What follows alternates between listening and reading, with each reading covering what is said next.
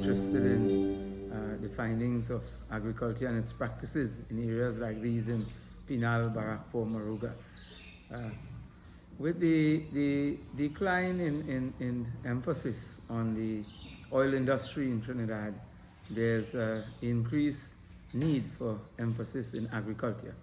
And there's no better teacher than the COVID-19, which came and allowed us to recognize the importance of food security, the importance of food availability, and more so from a local perspective.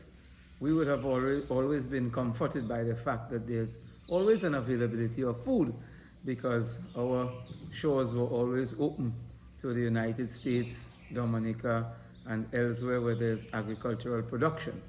But the COVID proved that in cases where entry is restricted in terms of the port, airport, and seaport, and not only for the produce itself, but for the chemicals, the salts, the fertilizers, and all of that, the machinery that you require for agriculture, for sustainable agriculture.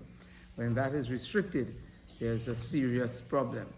And we have been very fortunate here in Trinidad and Tobago that we have not reached that crunch as yet where there's absolutely no food on the table. But it is something that we must take cognizance of, that it could be a reality. In fact, it may not have reached that point of no food on the table, but the ripple upstream effects have started to show up. For example, Predatory larceny is definitely on the rise. I'm not aware if there's statistical data to show that, how good or how robust is the data capture activity in the Ministry of Agriculture to capture what are the predatory larceny trends. In fact, my guess would be that it is non-existent at all. Maybe if at all there's a title existing, that is as much as it would go on some organigram or some org structure. Because I would tell you from direct experience is that the predatory larceny unit in South Trinidad, which was located in Cregnish, has been consolidated to one unit in Central Trinidad. Whilst there may be administrative reasons for that, and I'm sure that the ministry would have taken that route for improvement, the improvement would not have been felt at the farmers level, because the fact is that when you have a very small strength of officers to patrol and investigate the central and southern region, which is very large and very extensive in terms of farming and production, it poses definitely a serious problem. So investigations are very short-lived, and more than that is that the limitation of good investigations is also a problem, because that unit resides under the Ministry of Agriculture, so that it is a policing unit under the Ministry of Agriculture, and then you have the Trinidad and Tobago Police Service existing separate and apart. So obviously there's a bit of clash of heads there, as I would have experienced it in terms of a good service. Predatory larceny is not any high crime as it is in some of the neighboring countries. In Jamaica and elsewhere it has been termed high crime. In here it is a lot of poaching, people from communities and so on. So it's very easy if we utilize very simple methods of where in the past you would have your police unit so familiar with the community that so long as there's something missed, if you miss one duck or you miss one pot, you could zoom in and resolve that. That entire connection and collaboration and brotherhood with the policing units is absent at this point in time. So I would suggest that a simple rejuvenation of that bond between community and policing units may do a lot. We may be surprised to see. The aspect of farming in terms of how it is practiced, it is up to the vagaries of the weather. And whilst that is just one simple statement, and in one's mind one can say, well, okay, if it rains, then you just have good drainage, and if it's too sunny, then you know you have some type of cover or so, and you'll be good. It is not that simple, because with the rains come flooding. With flooding come total devastation or destruction of one's crops. And therefore, what are the support mechanisms to help a farmer recover from that? Is it the subsidy program? The subsidy program has been tainted as one that comes long after and may be very small and not be able to support. But outside of the subsidy program, the infrastructure arrangements, proper drainage on the main water courses that take water out of farming areas are restricted. Now, this may not be under the purview of the Ministry of Agriculture. So that's where the synergy and the collaboration between ministries is required, and between all stakeholders, in fact, between farmers also, because in that would carry an element of care amongst citizens, amongst farmers, in that how do you, mind you being a small element, but how do you tend to your own activities so that it do not pose a problem. For example, excavation, undue excavation, or undue littering and all of that contribute. But the bigger issue is a study of the waterways and the water management. And again, water management is a part of the structure in Ministry of Agriculture Extension offices. But we must recognize and examine whether or not they are fully equipped in terms of the competencies and the machinery to be able to keep our waterways clear. For instance, in this particular area, there's a culvert on the Rochard main road, and that is about a mile away from the farming basket. But that is the bottleneck, and when the water backs up, that is the reason for it. But we may be looking just nearby in the gardens and trying to clear drains and so on. Another major aspect of the weather is diseases. So that when it rains, there are different number of fungal diseases that are caused, and whether or not the farmers are prepared, one, because of competency, in the sense that, okay, we are approaching the rainy season, and therefore we should be doing a proactive program of fungicide treatment and all of that, or is it because of the sheer lack of financing to be able to run a good program? Those questions are to be answered holistically. So other farming groups may be able to pool the data and say what is the root cause of it. But the fact remains that when there's a rainy season that is unpredictable, as we are experiencing now, there's a rise in number of diseases. For example, you would see lettuce prices high because the lettuce has been suffering from a number of diseases due to the farmers being unable to predict the rainfall. And when I speak of farmer here, I'm not speaking of farmers who have at their advantage and their disposal highly technological tools and ability to be able to predict weather and so on. I'm speaking of farmers at the ground level here, who I call vicious cycle farmers. It's a term that I have made up, having entered into the farming sector now, is that they farm to be able to pay their bills, to be able to buy school books, and to be able to put a bit of food on the table. They run on a credit basis in some cases. I know Susu and Pyramid Scheme has been big on the airwaves lately, but a lot of farmers would have used some sort of chichi system to keep going also, and that would have been traditional. The aspect of the sun, high sun also, allows for very, very simple solutions which are all over if you Google it. You put a plastic canopy over it, but again the cost is prohibitive when it comes to what I have just termed as the vicious cycle farmers. There are a number of subsidy arrangements and incentive programs that we have seen that are being introduced, more so in the last budget, whilst over the last decade there has been a decrease in budgetary allocation to the agricultural sector, starting from about 1.2 billion some 8 or 10 years ago, and reduced to mere millions recently. There has been an increase in budgetary allocation in the last budget, or emphasis in terms of budgetary allocation. The question that the farmers are asking is that how would it be dispersed, how it would be distributed? Because while incentive programs are there, it is also sometimes unreachable to the small farmer, primarily because, and it may sound simple, to make up a business case and to be able to put on paper what you're about to do is something sometimes far-reaching for a farmer. So really and truly, the ministry and the authorities that are giving the indication currently that they are interested in farming needs to really come into the rank and file of the farming sector. Drink the mate, as it is called, if I'm to borrow a term from South America, where we can understand what is needed. For example, in Belize, if we look at the cooperative structure, it is one that has some success. It is one that is touted here as not have worked, primarily because one of the reasons that I have seen and has been cited elsewhere also in studies is the management capability. That is maybe where, as a suggestion, the ministry can step in and maybe help subsidize a management team that can help run it. Because if you just take a bunch of farmers, put them, say, form a cooperative, On paper it's there, yes, you may name a president, you may name a director, but when you examine the competencies and the core competencies required for management, you may be a good farmer, but not a good manager.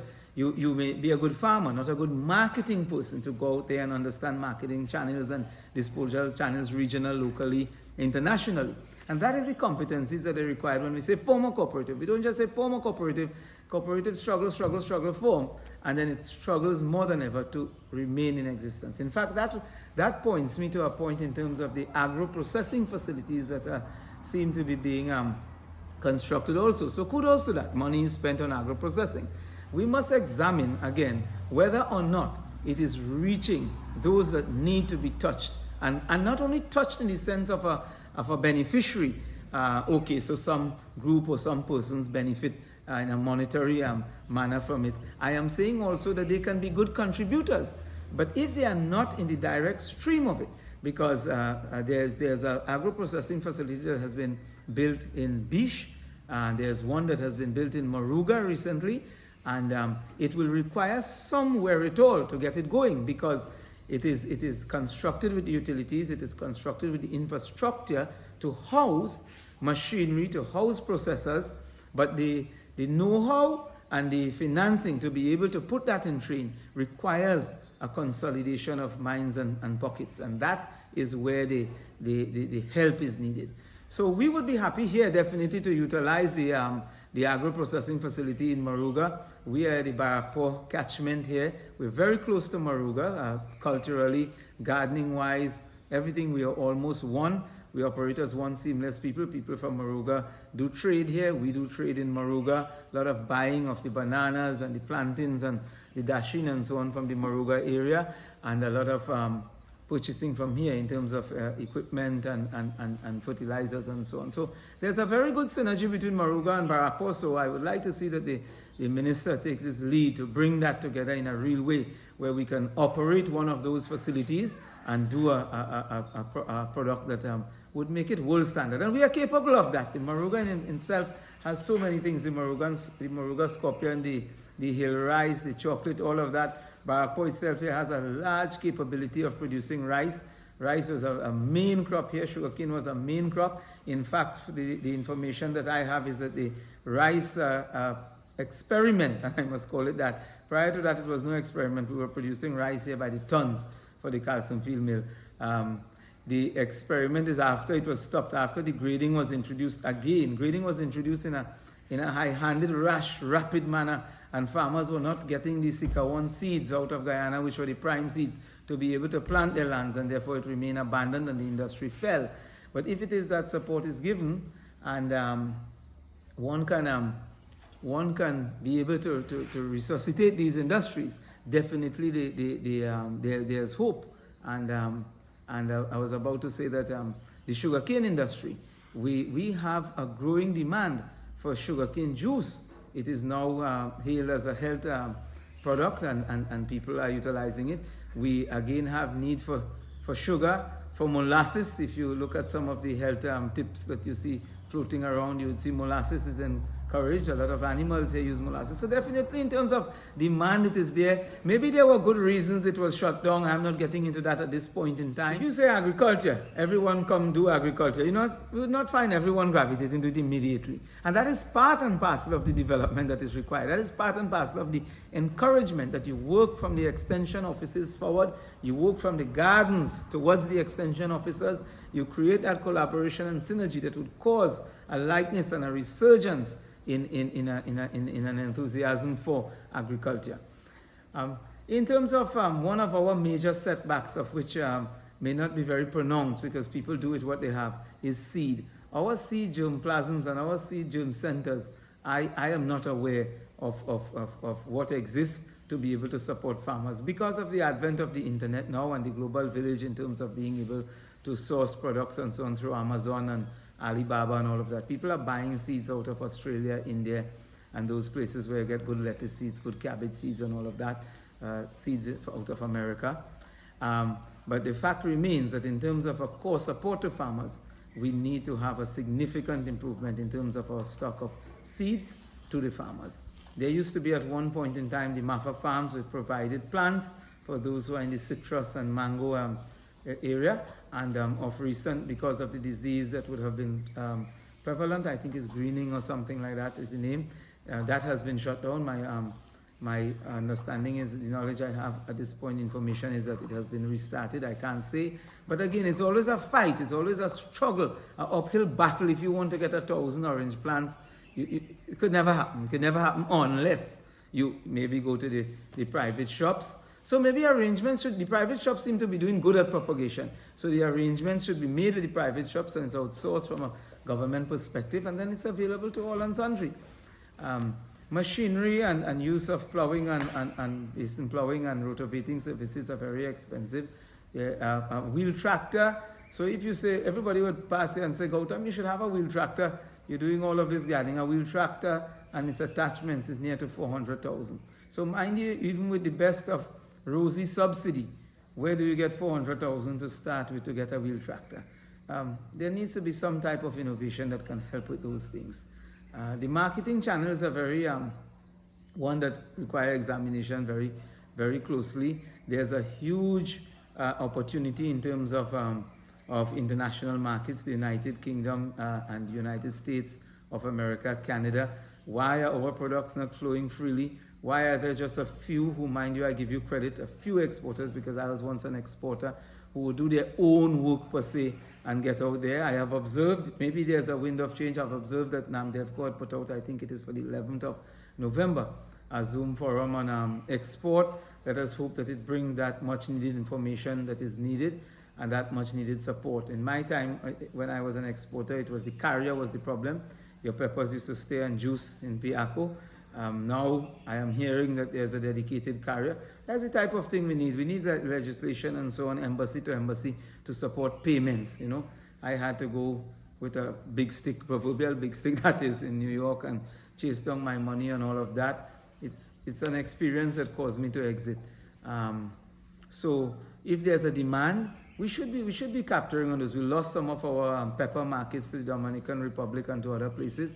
We should look at regaining those markets because, for one, we are protected when there are adverse weather patterns, storms and hurricanes and so on. We are generally protected. We should really get those thing out.